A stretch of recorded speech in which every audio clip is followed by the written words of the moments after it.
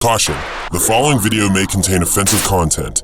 Viewer discretion is advised, especially among children, family members, and future employers. Enjoy.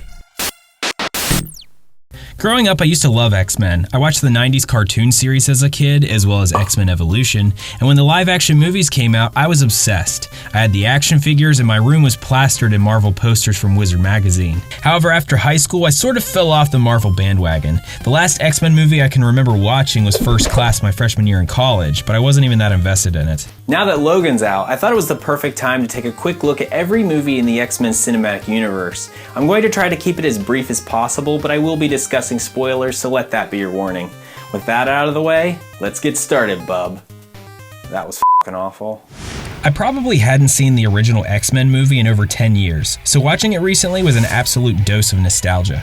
Everything I had forgotten about this movie came back to me instantly. I even found myself reciting half the lines to my girlfriend as we watched it. I was pretty excited, to be honest. One thing I had forgotten was how intense the opening World War II scene with Magneto was. It was incredibly powerful and actually gave me goosebumps. The same can be said about Rogue's flashback when she accidentally uses her powers on her boyfriend. These scenes are pretty heavy and are a real contrast to the more laid-back tone of most superhero movies. I also really love Wolverine's scene in the dive bar. Another dose of pure nostalgia and an incredible introduction to the iconic badass that has been a pop culture staple for as long as I can remember. Primarily focusing on Rogue and Wolverine was a good move. Both characters were in unfamiliar places in their lives and searching for something. Logan was trying to learn more about his past, while Rogue was looking towards the future and trying to find a place in which she could belong. By concentrating on these two, it helped provide exposition to the audience without it being forced. However, I have to say I got pretty tired of Vanna Paquin by the end of the movie. In the second half, she was pretty much the typical damsel in distress and screamed the majority of the time she was on screen.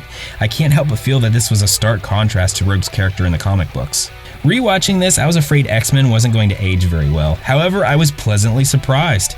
The action scenes seem to be on a slightly smaller scale than the typical superhero movies we see today, but they're still pretty good. There were only a few times that the turn of the millennium visual effects showed their age, but none of it was that distracting. I'm also surprised to say that Mystique was one of my favorite parts of the movie. She was seriously a fantastic villain. She was intimidating, sexy, and always seemed to be one step ahead of the X-Men, even ending on a double cliffhanger, first changing into the injured cop inside the Statue of Liberty, and then posing as Senator Kelly on TV during a press conference. I thought she was f***ing awesome. The first X-Men movie has way too many iconic moments to count. The fight between Mystique and Wolverine was excellent, and I remember the battle scene on top of Lady Liberty being used in virtually every 20th Century Fox DVD promotion for a period of time. Unbelievable features. You're not the only one with gifts. It was an excellent springboard into the rest of the series. It established the characters that we would follow for several movies to come, as well as the actors who played them. Ian McKellen, Patrick Stewart, and Hugh Jackman. It was the beginning of an era in superhero movies. Watching X-Men was a major nostalgia trip for me, and I hope to continue watching it for years to come. XMen II, or rather X2 X-Men United, was a frequently watched movie in my household growing up. To this day, there are still X2 movie posters hanging in my parents' computer room for some reason. But even having seen it several times, there was a lot I had forgotten about in this movie. Everything seemed to be on a much larger scale than the first X-Men. The action scenes were bigger and the stakes were higher. There were a number of subplots in X2. The most notable were William Stryker's involvement in Wolverine's past and Jean's struggle with her willpower and transformation into the Phoenix. I remember watching the 90s cartoon and becoming heavily invested in the Phoenix story arc, so I'm glad that they went in this direction with the movie. However, with all the crap that was going on, there were times where the movie just got a little lost in its own story. Halfway through, my girlfriend began asking me questions that I really didn't have the answers to, such as how did the X-Jet happen to fall out of the sky directly over Magneto? And what exactly were he and Mystique doing in the forest to begin with? I really don't know. I liked that the action scenes were beefier in X2. The aforementioned scene inside the X-Jet was one of the standouts in my opinion. A lot was going on and it definitely kept me interested.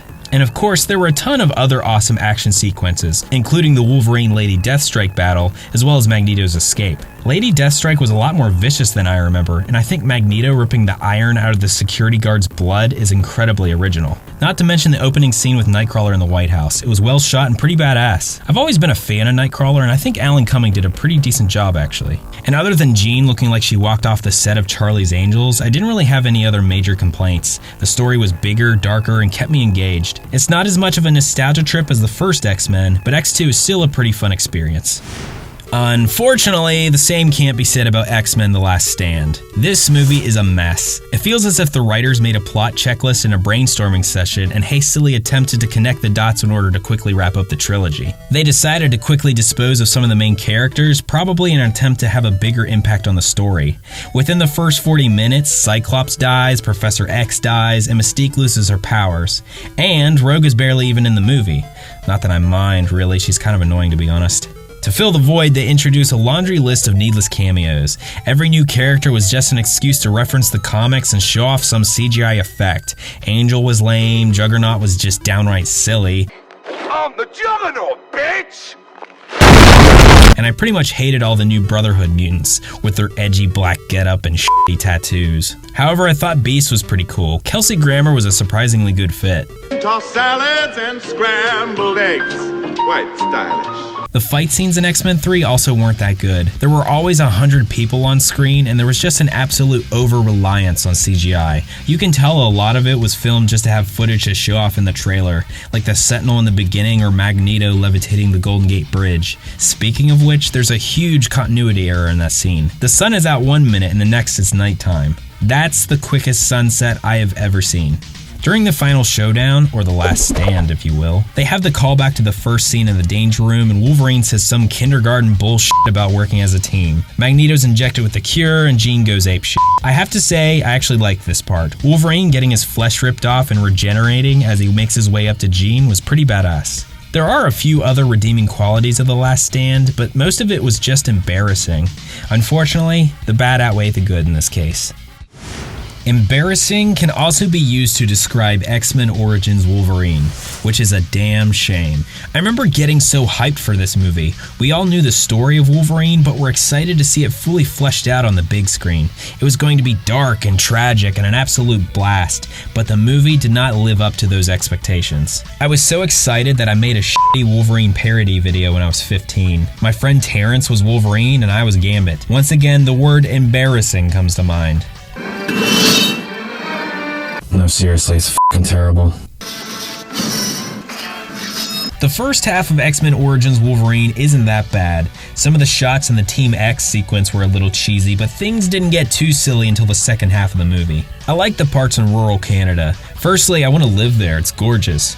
But I love seeing Wolverine attempting to live a simple life, holding down a job as a lumberjack and living in seclusion with his lady. This provided a pretty stereotypical setup for an action movie, but I liked it. A lot of this felt more like a Jason Statham movie than an X-Men film, which isn't necessarily a bad thing. The action sequences were a mixed bag though. Some of them were pretty good and felt like your traditional action flick, but others were pretty disappointing and way too comic booky. The scene where Wolverine takes out a whole military caravan and launches himself at a helicopter was exaggerated but acceptable. Until he walks away from an explosion. This shot is so cliche, it would make Steven Seagal blush. Another scene that was over the top was the final battle against Deadpool. I know they f***ed up his character pretty bad in this movie, but I have to admit I found the fight scene entertaining, as cheesy as it was. The biggest disappointment of the movie is Logan's procedure. This was supposed to be the highlight of the film, the entire reason it was made in the first place. Sure, it has that awesome shot of Wolverine emerging from the pool of water, but the rest of it was just utterly forgettable.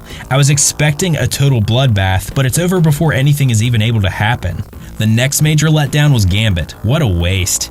He could have been completely excluded from the script and the movie would be no different. He hardly had any screen time and his performance left a lot to be desired. I liked his introduction in the bar and I even liked when he first uses his powers, but the fight scene between him and Logan got pretty cheesy, pretty fast, to the point where it's just downright cringeworthy.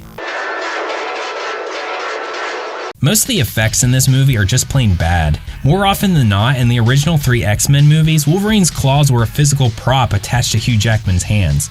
But in the standalone movie, his claws had to have been CGI at least 80% of the time. The worst part was when he first examines them in the bathroom. The shot just lingers on them, making the CGI even more noticeable. I even remember thinking they looked bad when I saw it in theaters. My girlfriend hit the nail on the head when she said it looked like something out of Who Framed Roger Rabbit. The biggest problem with the movie is that they were less concerned with fleshing out Wolverine's backstory and more concerned with crowbarring in as many pointless cameos as possible. Oh look, it's the Blob! Oh look, it's Emma Frost! Oh look, it's... Will.i.am? Why the f*** was he in this movie? And why does he talk like Mr. T? We hunted our own kind, Logan. Despite its faults, I have to admit that I still really like X-Men Origins Wolverine. I know it's not great by any means, but I remember the excitement I had for this movie in high school and how much I got wrapped up in it. For that reason, it's one of my guilty pleasure movies. X-Men First Class is the last X-Men movie that I've actually seen before. It serves as a prequel as well as a slight reboot of the series in some respects. It's a pretty good movie. My biggest problems with it though are with the casting and some minor inconsistencies it has with the other films. James McAvoy wouldn't have been my first choice for Professor X, but I warmed up to him as the movie went on. I also don't particularly like the choice for Beast, but find him likable. And I surely didn't expect to see Kevin Bacon as the villain. But the worst casting, hands down, is Jennifer Lawrence as Mystique. Out of everybody available, why in the name of did they choose her? I don't believe her performance for a second, and it seriously pulls me out of the movie. Rebecca Romaine Stamos killed it in the original movies. She was mysterious, conniving, and a total femme fatale. I'm sorry, but J-Law is none of these. On the flip side, I think the best casting choice was Michael Fassbender. Magneto's scenes were the best in the movie. He was clearly motivated by revenge, and it made all of his scenes enthralling. I specifically liked the scene in the Argentinian bar where he kills those Nazi guys. It was an awesome display of his abilities and ruthless as all hell. I enjoyed the incorporation of real-world events into the story of the X-Men. However, I feel the movie didn't really do enough to convince the audience that it was taking place in the 1960s. It would show an image of JFK every once in a while, but the X-Men didn't really look like they were from that era most of the time. I also think it was maybe a little far-fetched that Kevin Bacon was solely responsible for the Cuban Missile Crisis. Something I noticed was that they tried to edit portions of First Class in the style of a classic James Bond movie. During the training montage, they made use of moving panels reminiscent of 60s spy thrillers. I thought that was pretty clever, and I wonder how many people caught that. The final scene in Cuba seemed to flip-flop in quality. The tension between the US and Russia was well displayed, but a lot of the shots involving the X-Men were a little campy. But it got better when Magneto decided to take matters into his own hands. His revenge scene was great, as was the showdown with the torpedoes and his final scene with Charles. X-Men First Class was a pretty decent movie.